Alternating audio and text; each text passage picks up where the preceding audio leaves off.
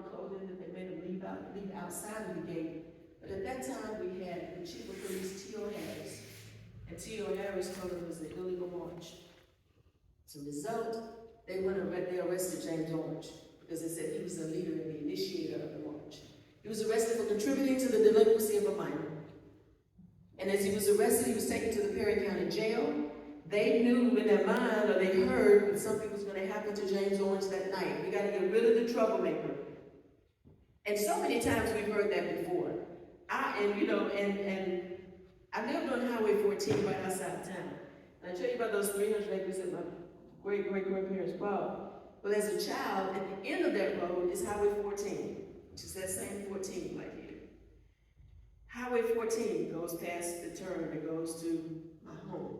At the end of that road, there was a big metal cage that was about 7 feet tall. It's about 7 by 7. They kept the bloodhounds there. The bloodhounds. And I can remember at night, I would sit there and all of a sudden, the bloodhounds howl. And if you never heard a bloodhound, when as my daddy said, tree or something, or when he's caught something, then it's a totally different sound. It's a howling like that pierces your very soul. So we knew. And my dad would always at night, sometimes they'd arrest a black guy and he might run. When they get him out of the patrol car, he'd run and they'd get the shirt and put it in front of the bloodhounds and they'd go out after him. And my dad would always say, yeah, they're after somebody down there, they'll get them. So that's why they kept the bloodhounds. So we knew that yes, it's possible that they would beat him. My uncle on my mother's side was arrested one day. My grandmother didn't know until later that afternoon. Went to the jail and he said, well, he winked at a white girl and he was passing by right there in front of Washington Street. And he said he didn't even look up at her. Now, my grandmother was very bold, very bold on my mother's side, very bold, very outspoken. So she had 12 boys. And all of them went with her except for the 2 youngest ones. And they gave him an ultimatum. Really what happened. You either let him come home with us, or you don't leave. Well, he knew he couldn't arrest all of them because there were a lot more of them at home. And so later on, after talking, he finally released him. So we knew firsthand, what could possibly happen. This could be an ugly situation with James Orange locked up in jail after leading a march of, establishing a march of 200, 300, 400 kids. That's unheard of. Kids came from everywhere, all out of the country, everywhere. And so that night, they called for a march, and they said, we're going to do a night march because we're going to march to the jail to ensure James Orange's safety all night long. And they did. So they marched, gathered here at this church. And when they walked out, they came and prayed. When they walked out, they were told to stop.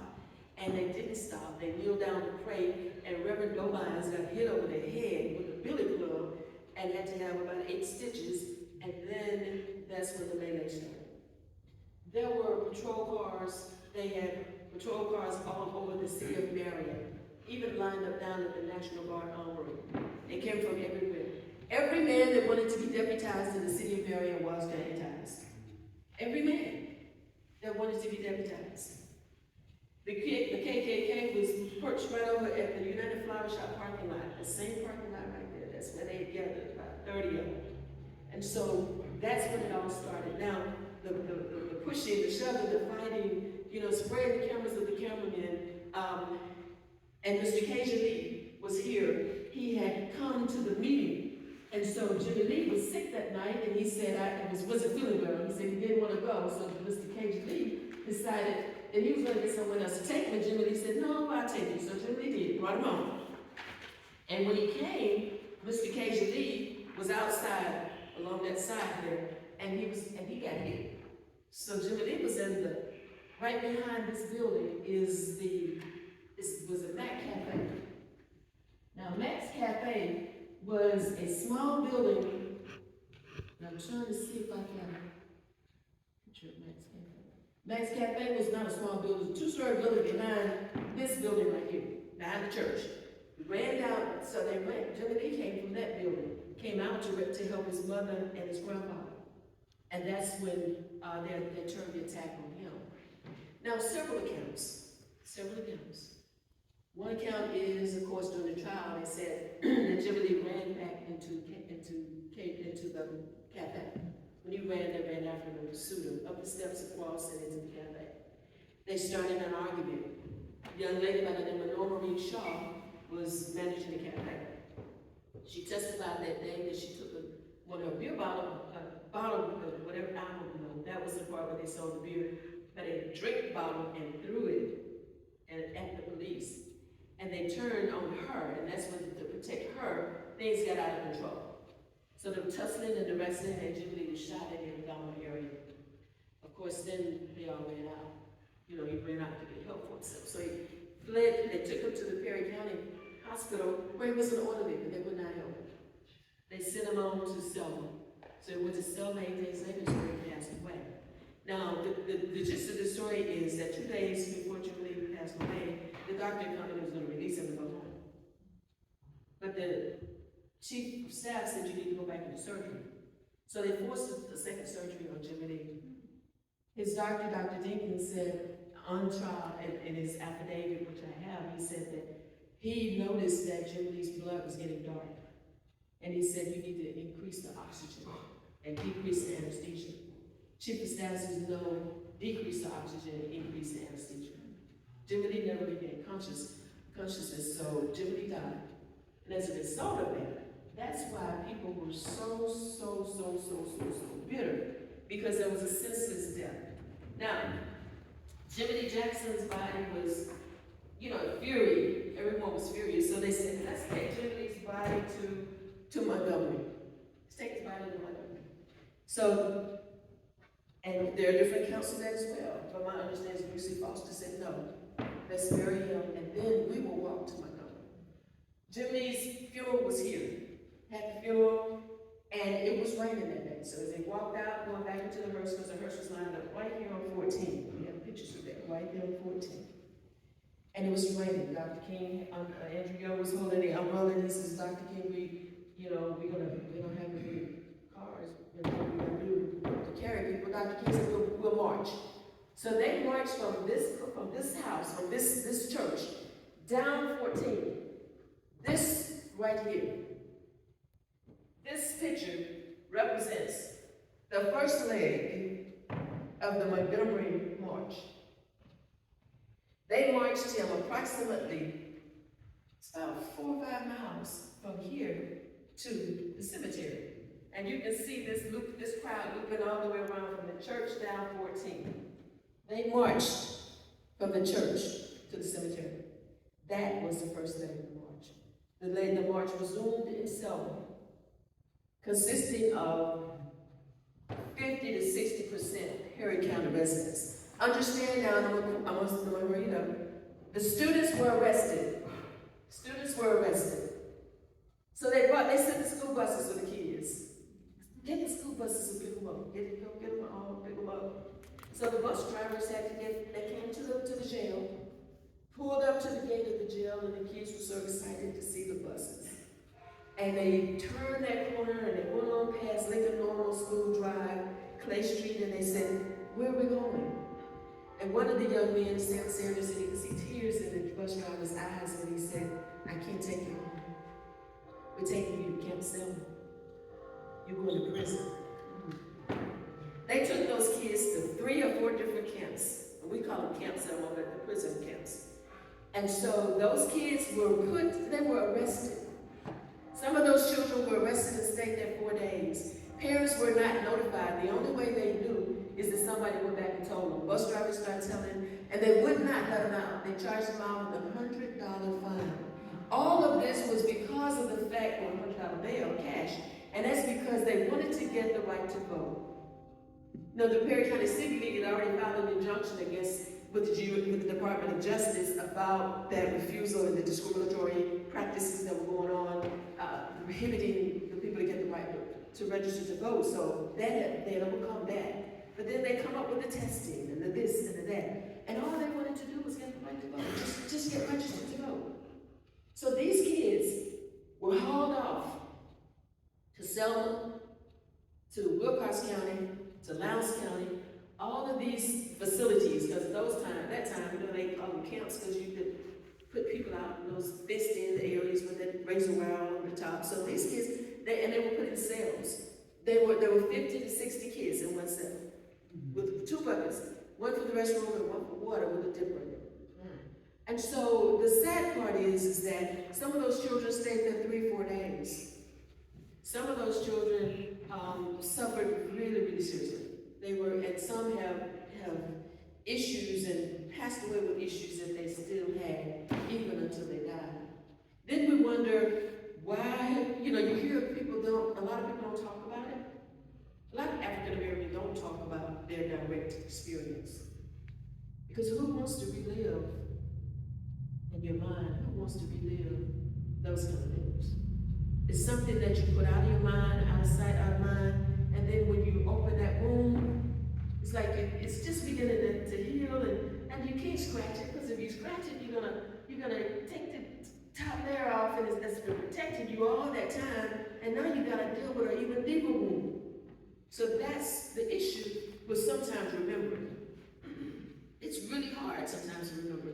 And you have had some experiences in your life that you say, I'm so glad I would never think about that again. And when you think about it, it takes you to the dark place of your soul where you don't really want to go. It does. It takes you to a dark place. It takes you to a dark place, and I thought I was out of that dark space.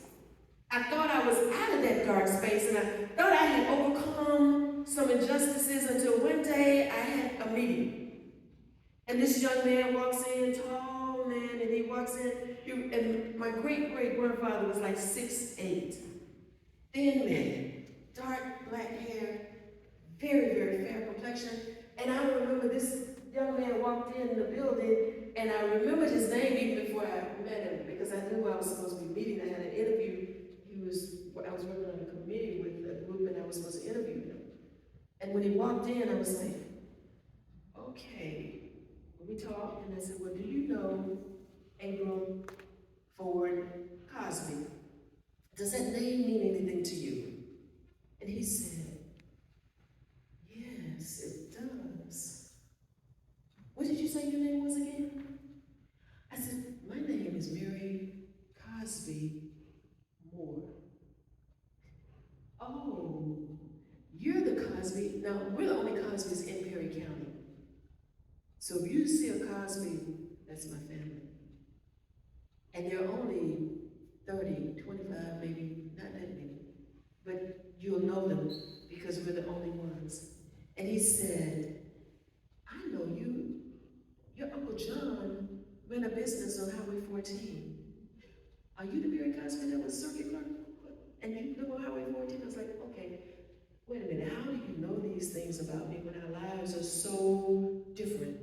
We live in different worlds. We have nothing in common. How do you know this about me? I felt like the woman at the well. Come meet a man that knows more about me than I do about myself. Come see him, and he starts rattling off these things, and I'm like, oh my God, I know how she felt now. So he said, I do. I know. I'm familiar with Abram Cosby. My great-grandmother loved Abram Cosby. I said, and he said, he was raised on our place. I was like, no, he was owned by your place. He wasn't. He was forced to be raised at a very young age. Abram Ford Cosby, I'm going to give you a story, and I'm going to close with that because I thought I had shed some light on that dark space in my soul. And it's things that will stir your soul, that will shake you to the very core. So I'm saying, okay, my mind is going back. I'm sitting here looking at it, and I can't say a word, but I'm racing back to what my grandfather said. Abram Ford Cosby was a 5-year-old slave. He lived with his mom, his dad. Abram was a product of the slave master. He lived with his soul. So his great-great-grandmother was actually his sister. And so Abram was 5 years old. So the this lady got married, the same pastor's daughter got married. And he says, what do you want as a wedding gift? Whatever you want, I'm just trying to come up with something. She was such a special daughter. She said, I want this, I want that, and I want Abel. 5 years old. He says, okay. She says, well, I love Abel, and I want him because he's been my foot warmer all the time. So he stuck in a bed to me. And so all of this now is racing through my mind. And it's going to that real, real dark soul part of my heart. And I was like, I don't know how to feel right now. I was really to the point where I didn't know what to feel. Understand now. I didn't feel anger. It wasn't anger that I felt. It wasn't hate that I felt. I just don't know what I felt. And so my grandfather, and so as Abram grew up, and Abram lived on that plantation, and he was a slave until he died. So Abram married. Abram, and I know where Abram is buried because they took very good care of Abram's grave. But Abram's wife, they put her on a foyer in an unmarked grave. But Abram, because of his bloodline, they did him a 6-foot monument. And so I knew that, and all of that's coming back. So how do you feel? So we ask people, how do you feel about certain things? I just don't know how I felt. And even to this day, I'm still trying to figure out how I felt. Of course, I'm over that initial thump, and you know how you get that knot in your stomach? I'm over that part. But I'm still trying to digest. I'm still trying to sort out in my mind just how I feel. And then at that point, you say, gosh, I thought I knew me, but I really don't know me. I really don't know. Who really am I? Where did I get that desire to do this? Where did I get that little instinct to do that? I don't know. And that's the way it is with life sometimes. We go through life sometimes and you think you just got it. Then all of a sudden you get thrown for a loop and you get knocked upside down.